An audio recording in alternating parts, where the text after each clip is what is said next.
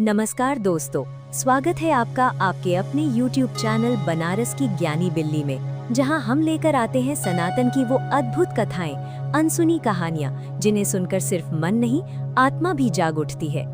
आज की कथा कोई कल्पना नहीं, ये घटना वर्णित है महाभारत, भागवत पुराण और कई वैष्णव ग्रंथों में।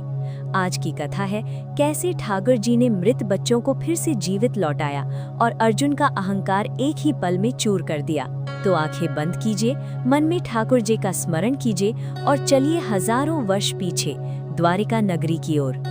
समुद्र की लहरों से घिरी, स्वर्ण से चमकती दिव्य नगरी द्वारिका, जहां हर गली में शंख की ध्वनि गूंजती थी, जहां हर सुबह भगवान के नाम से शुरू होती थी और जहां स्वयं द्वारिकाधीश ठाकुर जी अपने भक्तों के बीच निवास करते थे।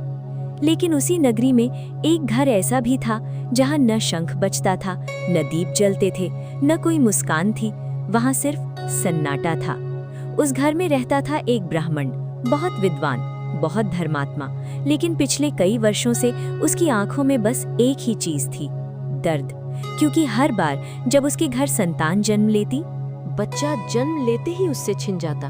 पहला बच्चा माँ की गोद में आने से पहले चला गया, दूसरा बच्चा पिता की उंगली पकड़ने से पहले चला गया, तीसरा, चौथा, पांचवा, एक के बाद एक, मानो किस्मत ने उस घर से हंसी छीन ली हो। ब्राह्मण की पत्नी हर बार बच्चे को सीने से लगाकर रोती और पूछती, हे प्रभु, आखिर हमारा अपराध क्या है? लेकिन उत्तर कहीं नहीं था। एक दिन ब्राह्मण अपने मृत पुत्र को गोद में लेकर राजमहल के बाहर पहुंचा। पूरी सभा शांत हो गई। उसकी आंखों में आंसू थे, आवाज कांप रही थी, लेकिन शब्दों में आग थी। उसने कहा, कैसा राज्य है ये, जहां धर्म की रक्षा की बात होती है, लेकिन एक पिता अपनी संतान तक नहीं बचा सकता? अगर राजा धर्मवान है, तो मेरे बच्चे बार बार क्यों मर रहे हैं? सभा में सन्नाटा छा गया, कोई कुछ न बोला। लेकिन उस दिन सभा में एक और महान योद्धा उपस्थित थे, पांडवों में श्रेष्ठ, गांडीवधारी अर्जुन। अर्जुन ने ब्राह्मण की पीड़ा सुनी और उनका वीर हृदय बेचैन हो उठा। वे आगे बढ़े और गर्व से बोले, हे ब्राह्मण, अगली बार जब तुम्हारे घर पुत्र जन्म लेगा तो उसकी रक्षा स्वयं अर्जुन करेगा। अगर मैं असफल हुआ तो अग्नि में प्रवेश कर अपने प्राण त्याग दूंगा। सभा दंग रह गई।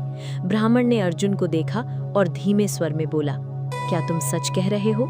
अर्जुन ने गांडीव उठाया और बोले, अर्जुन का वचन कभी झूठा नहीं होता। कुछ महीनों बाद वो रात आ गई। ब्राह्मण के घर फिर से संतान जन्म लेने वाली थी। अर्जुन स्वयं वहां पहुंचे। उन्होंने अपने दिव्य अस्त्रों से पूरे घर को घेर लिया। आकाश बंद, धरती बंद, चारों दिशाएं बंद, यहाँ तक कि सूक्ष्म शक्तियां भी प्रवेश न कर सके, ऐसा अभेद्य सुरक्षा कवच बना दिया गया। अर्जुन मुस्कुराए। उन्हें विश्वास था आज कोई शक्ति उनके वचन को नहीं तोड़ सकती। रात गहराती गई, घर के अंदर प्रसव पीड़ा बढ़ती गई और फिर एक नवजात शिशु की रोने की आवाज गूंजी। पूरा घर खुशी से भर उठा। माँ रोते रोते मुस्कुराने लगी। ब्राह्मण की आंखों में पहली बार उम्मीद जगी। अर्जुन ने राहत की सांस ली, लेकिन अगले ही क्षण कुछ ऐसा हुआ जिसने समय रोक दिया। बच्चे की आवाज अचानक बंद हो गई।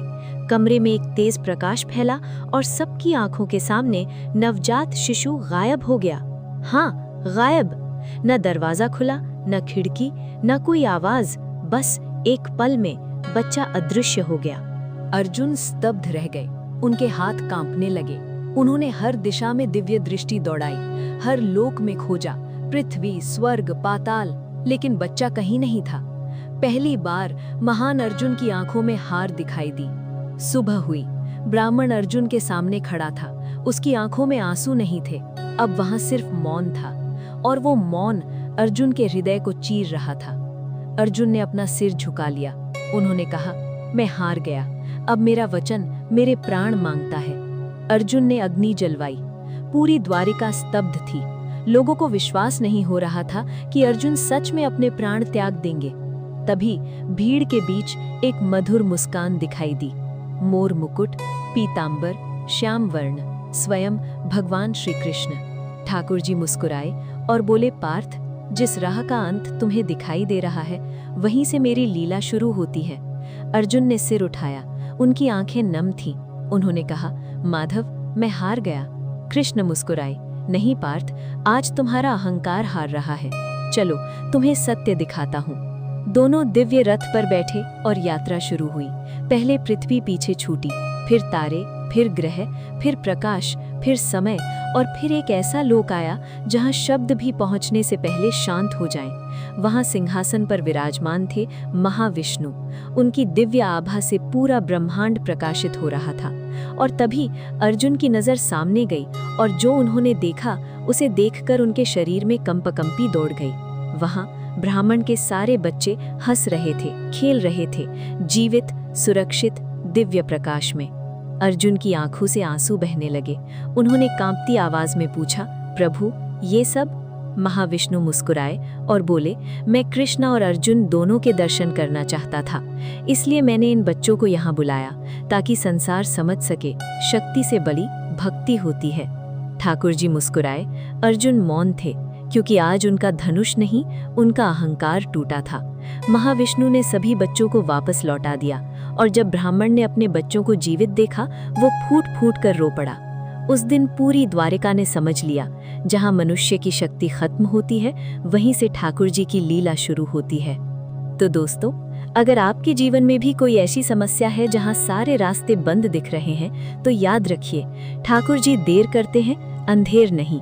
अगर कथा ने आपके मन को छुआ हो तो बनारस की ज्ञानी बिल्ली को जरूर सपोर्ट करें, वीडियो को लाइक करें, चैनल को सब्सक्राइब करें और कमेंट में लिखें जय श्री कृष्ण। फिर मिलेंगे एक और सच्ची, अद्भुत और रहस्यमयी कथा के साथ।